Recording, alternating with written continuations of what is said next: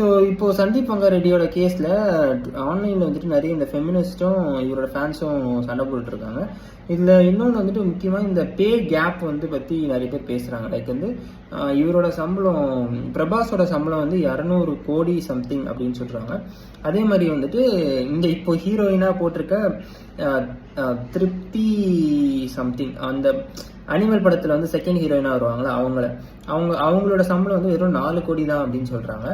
இது எங்கடா இதை கம்பேர் பண்ணி பாருங்கடா, எவ்வளோ பே கேப் இருக்குது, ஏமாத்துறாங்க, ஹீரோக்கு மட்டும் அதிகமாக தராங்க, ஹீரோயினுக்கு கம்மியாக தராங்க அப்படிலாம் சொல்லி இந்த ஃபெமினிஸ்ட் சொல்லிட்டு இருக்காங்க. இதுக்கு சூப்பராக இந்த ஜெண்டர் பே கேப் எஸ்பெஷலி இந்த சினிமாவுக்கு வந்துட்டு அமீர் கான் வந்து ஒரு சூப்பரான ஒரு ஆன்சர் சொல்லியிருப்பார். என்ன அப்படின்னா வந்து உங்களுக்கு லைட் மேன் இருக்கார்ல, செட்டில் இருக்க லைட் மேனு, அவரும் கூட தான் அதிகமாக உழைக்கிறாரு, அவரும் பயங்கரமாக உழைக்கிறாரு. அப்போ எப்படி வந்து எனக்கு வந்து அவரோட அதிகமாக சம்பளம் கிடைக்கிது அப்படின்னு சொல்லுவார். ஏன்னா சினிமாவில் வந்துட்டு எந்த அடிப்படையில் உங்களுக்கு சம்பளம் வழங்கப்படுது அப்படின்னா வந்து யாரால அதிகமான மக்களை தேட்டருக்குள்ளே கொண்டு வர முடியும், யாரால க்ரௌடை வந்து புல் பண்ணி தேட்டருக்குள்ளே கொண்டு வராங்களோ அந்த அடிப்படையில் தான் வந்து உங்களுக்கு வந்து பணம் கொடுக்கப்படுது.